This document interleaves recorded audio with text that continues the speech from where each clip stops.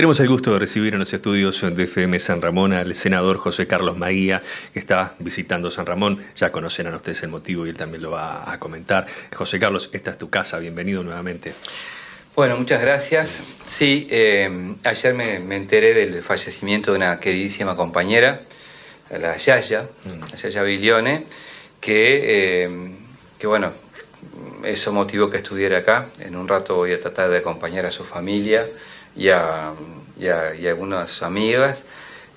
Yaya fue una militante de Frente Amplista, muy comprometida, presente siempre en los comités de base del Frente Amplio, con un don de gentes espectacular, con una familia que además le tocó vivir donde aún era más difícil ser de izquierda en San Ramón, condiciones muy complejas. El episodio de su papá, cuando estaba al frente de la policía local y lo que le supuso una orden que era incumplible y él por dignidad no la cumplió. Es decir, una familia muy identificada con el Frente Amplio, particularmente ella, y además con mi sector, con la 21-21, siempre con su bandera, acompañándonos. Y bueno, cuando vos sos compañero de alguien, tenés que estar siempre en las buenas, en las malas, y en este momento quiero recordarla como la militante que fue y que va a ser siempre, ella y su familia, y lo comprometida que estaba con las causas que defendíamos. Yo la llamé por teléfono estando internada, después me enteré con gente amiga que la llevaron a su casa a pasar sus últimos días. Hablé con una de sus hijas en todos estos días y bueno, obviamente a la familia y a todas nuestras compañeras y compañeros, no solo del Frente Amplio, sino de la sociedad de San Ramón, de todos los partidos, el abrazo solidario. Perfecto. Esto explica tu visita a San Ramón, que fue puntualmente por esto. Por esta razón, exacto. Y ya, valía la pena, ya que estabas aquí, invitarte a que pasaras y poder conversar contigo sobre temas vinculados a la actualidad y que tienen mucho que ver con la escena política, como por ejemplo la reforma educativa o transformación de la educación, ¿cómo se llamaría, no? Para ser precisos.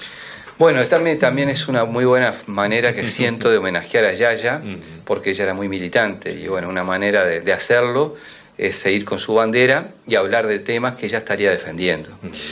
Mira, la transformación educativa es un eslogan lindo de escuchar, pero los contenidos son muy difíciles de entender y de poner en práctica. De entender no porque uno no tenga conocimiento, sino porque están muy difusos y generan muchas incertidumbres. Te doy un ejemplo. Acá, que San Ramón es una ciudad educativa, cuando vayan a elegir horas docentes, de formación docente, recién este lunes se va a empezar a saber en qué condiciones. Y hay muchas interrogantes. Por ejemplo, ¿por qué se semestralizó?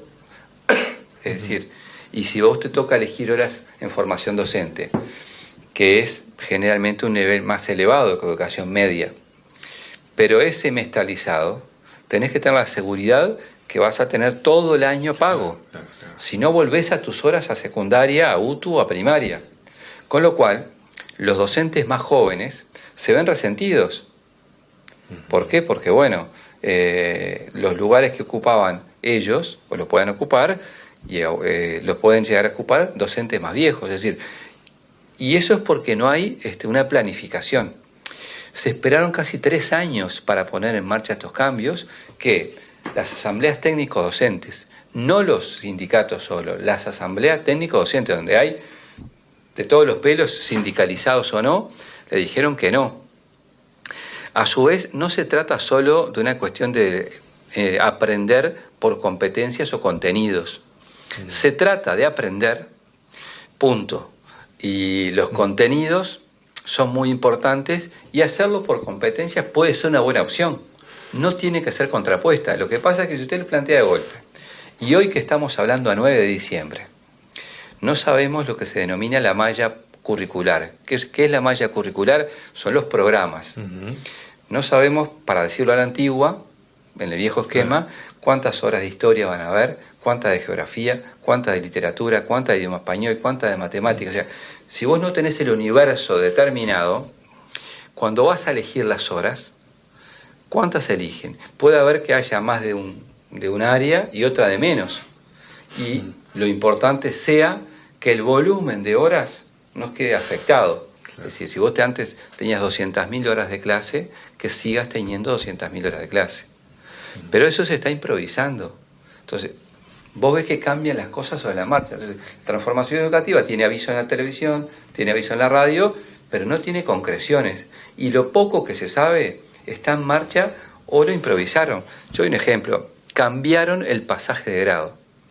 ¿Pero cuándo lo cambiaron? Lo cambiaron en noviembre, 2 semanas antes de terminar clase. ¿Qué quiero decir con esto? Por ejemplo, si vos tenías 6, nota 6, en una materia en sexto de liceo, hasta noviembre te ibas a examen. De noviembre en adelante, con la resolución de esta autoridad de la educación, pasabas a promover. ¿Está? ¿Por qué? Porque antes para promover tenías que promover con 8, sin examen. Entonces, la calidad educativa se mejora cambiando el arco, haciéndolo más grande para que haya más goles, o tener mejor juego, dicho en términos futbolísticos. Bueno, acá lo que está pasando es esto. Seguramente los números le van a dar, porque si vos cambiás las pautas de pasaje de año, va a haber más gente que puede pasar de año, lo cual no quiere decir que la educación que tú estés brindando sea la que tenés que brindar, o que esto obedezca a un proceso educativo todo el tiempo. Entonces, así como esto, yo le puedo nombrar decenas de improvisaciones que están llevando, que están conspirando incluso con las ideas de cambio, que en algunas se pueden acompañar. Lo que no se puede acompañar es que se haga a espaldas de los actores educativos y que se haga improvisadamente. Se debió empezar por una experiencia piloto. Ponerle capaz que un centro de estudio aquí en San Ramón, uno en Las Piedras, otro en Bella Unión y otro en Montevideo, o los que fuere. Entonces vos lo ponés en marcha, evaluás y después vas extendiendo, como por ejemplo se hizo con el Plan Ceibal. ¿Dónde lo empezó Tabaré? En Cardal. Y después se fue, a medida que se fue aprendiendo de los errores, se fue extendiendo hasta que hoy es un sistema que lo tienen todos.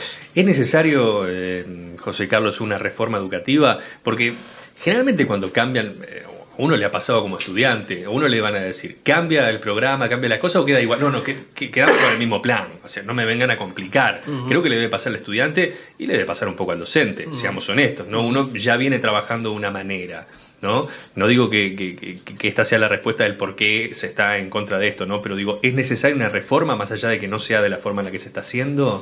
¿O está bien así como está? A ver, es bueno cambiar. Me acuerdo de la consigna que han sacado, está bueno cambiar. Bueno, con los impuestos lo estamos comprobando, con la nafta también, con los salarios, con la cantidad de indigencia que hay hoy. El otro día se me enojó conmigo alguien. En la Plaza de las Piedras hay 30 personas viviendo, en la plaza. Y hay 200 personas registradas en la Plaza de las Piedras, en Las Piedras Ciudad, en situación de indigencia, cuando en 2019 había 50, si no era que no hubiese indigencia. Ahora hay mucho más. Pero voy a tu pregunta. A ver, hay cosas que cambiar y hay cosas que mantener. Las dos cosas, las dos es válida. ¿Qué tenés que cambiar? Bueno, tenés que mejorar el funcionamiento de la educación media. ¿Para qué? Para que egresen en los 6 años mayor cantidad de gente de la que viene egresando. Ahora, si vos querés lograr esa meta haciendo que pasen sin controlar las faltas, ninguna, y dándole la promoción en vez de con 8, con 6, es decir, capaz que te dan los números, que más gente pasa. Pero no vas a estar cambiando lo que realmente tenés que cambiar, que son los aprendizajes. Y si la pregunta es, ¿cómo cambian los aprendizajes? Bueno, hay maneras. Yo trabajaría mucho en 2 aspectos. En el acompañamiento educativo, esto es, que vos tengas un cuerpo de docentes que acompañe a la persona durante todo el trayecto para mejorar el aprendizaje que no logra en el aula. Y después hay otro aspecto que es muy importante, que en la sociedad que estamos hoy cada vez lo es más, que son los equipos multidisciplinarios. Es decir, que vos tengas en un centro de estudio, UTU, liceo, primaria, incluso terciaria, o formación docente, que vos tengas asistente social, psicólogo, un equipo de gente que aborde desde otro ángulo las angustias, la situación familiar que trae ese estudiante al aula y que muchas veces es la que impide la mejora en el rendimiento educativo. Bueno, eso son cosas que se deberían poner en marcha y que no están. O, por ejemplo, la educación inicial. Están habiendo menos nacimientos en Uruguay, por lo tanto hay menos cantidad de niñas y niños. En la época de Rama se llegó a 5 años, casi universal. Después vino el gobierno de Jorge Valle y lo continuó y comenzó en 4 años a hacerlo universal. Después vinieron los 3 gobiernos del frente, universalizaron 4 años y 5 lo mantuvieron y además metieron hasta el 77% de todas las niñas y niños del país de nivel 3 años. ¿Qué nos quedaba ahora? Que ese 23% restante, vos siguieras con eso. Bueno, se discontinuó. Van a haber experiencias CAIF, con otra modalidad, que está bien también, pero no se apunta a llegar al 100%. Entonces vos tenés que en educación fijar algunas metas que te trascienden tu administración. Y por eso puse este ejemplo, que empezaron con Sanguinetti, con Jorge Valle, y luego siguen con Tabaré, con Mujica, con Tabaré. O sea, esas son las cosas que yo no comparto, que no se hacen y que, bueno, me gustaría que se hicieran. Sí, eso era algo que aparecía allí en esa carta, en esa convocatoria serenista que decía que no era una política de gobierno, sino una política de Estado, esto de la educación, ¿no? Que no era algo que se solucionara de esa forma, ¿no? Y en un periodo. Se recortó el presupuesto en educación, yo lo entiendo. Entonces, como vos tenés 140 millones de dólares menos, lo que tienen que hacer es poner más estudiantes por aula, por clase. Antes tenía 25, ahora tenés 30 capaz, y eso te da menos cantidad de docentes con trabajo y aulas más complejas. Yo estaba analizando ayer con un amigo que la esposa es maestra, que tenía 2 niños. Ustedes vieron que hace muchos años ya se utiliza una modalidad de inclusión, en que tenés niñas o niños con capacidades diferentes en una clase con el resto que no las tiene. Entonces esos niños demandan más atención. Claro. Pero una cosa que vos tengas más atención y que los logres integrar con 18 alumnos, 20, 21, a que los hagas con 30. Claro. Entonces, esos son los efectos concretos que pasan, que a veces uno cuando no vive estas situaciones no las entiende, pero cuando la viven, la sienten y la padecen. Y uno que en este tema se ha formado, claro. Tiene que poner ejemplos que entiendo son de aplicación. Ni que hablar, ¿no? Porque no es lo mismo integrar que incluir, ¿no? Una cosa es integrarlo, dejarlo allí sentado en la silla del fondo, como pasaba antes, que tratar de incluirlo Eso es una metodología. Antes estaban las denominadas escuelas especiales. Exacto, sí. Entonces iban todos ahí. Cambió hace muchos años la metodología para incluir en todas las escuelas. Claro. Yo tuve alumnas ciegas, por ejemplo, ¿tá? Y bueno, tenés que dar la clase de determinada manera que se pueda compasar. Incluirla, claro. Y bueno, y con otras situaciones de vida también. Claro. Pero bueno, si no es lo mismo hacerlo, te insisto, 30 a 35, que hacerlo en un contexto más reducido. Bien, perfecto. Otro de los temas importantes, y no quiero que se me vaya el tiempo sin poder tener la oportunidad de que puedas abordarlo, es el caso Astesiano. ¿Cuántas veces ha aparecido la palabra Astesiano en los medios de prensa, ¿no? Es algo que ha salido y mucho, y en donde desde el gobierno dicen, bueno, ¿cómo le están pegando al gobierno con el tema Astesiano? Y por otro lado dicen, no se le está pegando, es una realidad y se está investigando en esto. Bueno, ¿cómo es todo esto? Yo lo veo como la mayor crisis del gobierno desde lo que comenzó. Porque, ¿cuál es el problema en esto? A ver, uno puede estar en acuerdo o en desacuerdo con una medida, la que fuera. Vamos a poner un ejemplo. Este gobierno, antes de la pandemia, aumentó el IVA en todas las transacciones por débito. Vos vas al supermercado acá en San Ramón y cuando compras las cosas que compras, pasás tu tarjeta de débito y pagás 2 puntos más de IVA de lo que pagabas antes. Bien. Yo podría estar en desacuerdo o no con la medida. Pero lo que pasa en este tipo de situaciones, como el caso Astesiano, es que se pega en la credibilidad del gobierno y en la confianza. ¿Por qué? Porque primero era un perejil, un charlatán. Así lo calificaban con estas palabras senadores del Partido Nacional. Después dijo el secretario de Presidencia que no era jefe de seguridad de la calle Pou. Sí.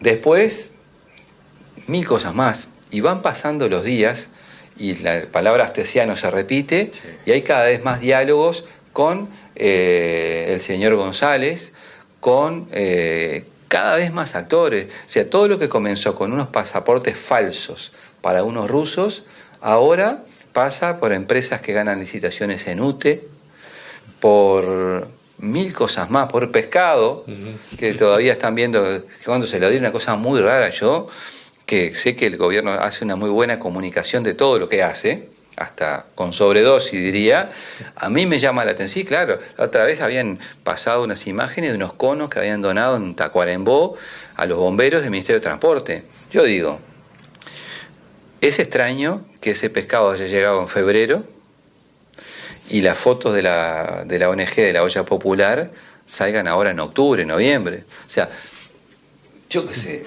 mire, capaz que es así, pero es inconsistente. O sea, es como que la gente se le transmite que no se está diciendo la verdad. Y bueno, el Frente Amplio va a ir hasta el final en esto, va a seguir investigando. En el medio está lo del el director de inteligencia, servicios de Cancillería. Hay un lío. Han querido ubicar a este hombre de estos líos como que venía la época del Frente. Y capaz que había bandas en la época del Frente que hacían todo este tipo de cosas.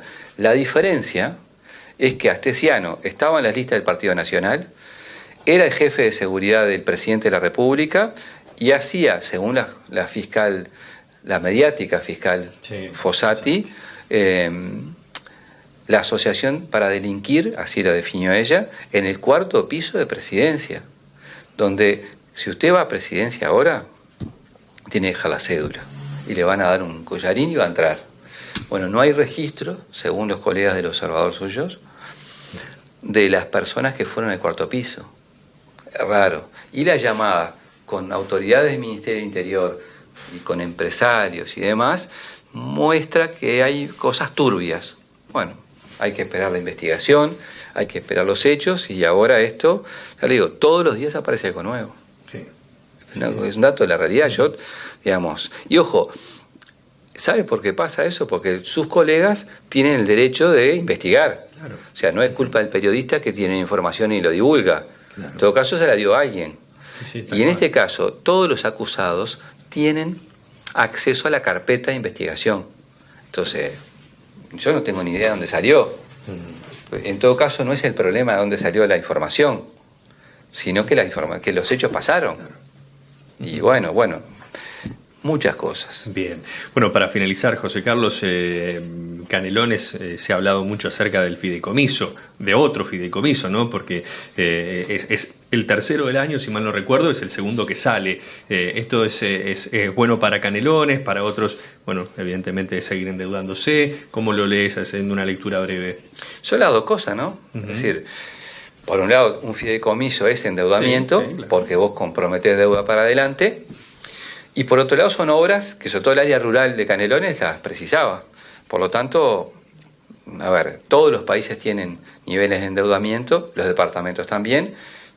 Si usted mira lo que son los departamentos del interior, ni hablemos, son inviables si no es por la asistencia del Gobierno Nacional. Bueno, el Gobierno Nacional lo primero que hizo fue eliminar el Fondo Metropolitano para Montevideo y para Canelones. ¡Oh, casualidad! Bueno, eso hizo que se tuvieran que conversar la necesidad de establecer fideicomisos. El primero que intentó Canelones, bueno, Presidencia de la República, Álvaro Delgado, Sanguinetti, movieron cielo y tierra y lo que estaba acordado con los ediles se detonó. En Montevideo pasó algo parecido, hasta hace muy poco. Bueno, acá quizá la velocidad del gobierno de Canelones lo sorprendió al Partido Nacional en la primera, el Partido Colorado ahora, pero lo cierto es que esos son ediles, como todos los demás, convenciendo a uno, se logra, el Frente tiene 20 votos, y me parece que la medida real de todo esto son las obras. Vos tenés que ver después que esos recursos que vos, departamento, tenés, efectivamente se apliquen para los que está destinado. Y yo estoy convencido que eso va a ser así y que para el pueblo de Canelones es buena cosa que esto haya sucedido.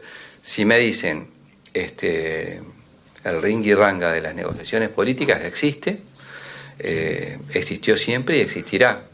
Y yo solo cito al intendente de Durazno, a Cacho Vidalín, que salió en defensa de Orsi cuando dentro del Partido Nacional prendían las praderas. Bueno, acostumbrémonos que a veces hay gente que trasciende sus fronteras partidarias y actúa. Y la consecuencia va a ser que en San Ramón, San Bautista, Santa Rosa, Santoral, va a haber obras que con los recursos iniciales no se podían hacer. Esa es la consecuencia. Claro, y después, por supuesto, serán los ciudadanos, que son en definitiva los contribuyentes, los que interpelen y digan, bueno, ¿valió la pena, sirvió o no sirvió? Lo que se hizo, lo que no se hizo, Exacto. Lo que se dejó de hacer. Esa es la medida. Yo, mire, me atrasé mucho para venir para acá, porque está todo en obra. Claro. Y bueno, si están haciendo obra en esto y sale bien y la ruta queda bien y está dentro de la planificación que había hecho el gobierno del Frente Amplio y que aplica ahora, bueno, las obras después nos dicen el bitumen, marca Partido Nacional, marca Frente Amplio. Dice, es una obra. Claro. La responsabilidad de quienes gobernamos es hacer obras y hacerlas bien. Y ojalá eso sea siempre la cuestión fundamental. Hay que hablar. José Carlos, gracias por estar, como siempre. Gracias por la invitación y nuevamente para cerrar un fuerte abrazo a todas nuestras compañeras y compañeros y a Yaya y a su familia, que la vamos a llevar siempre en el corazón.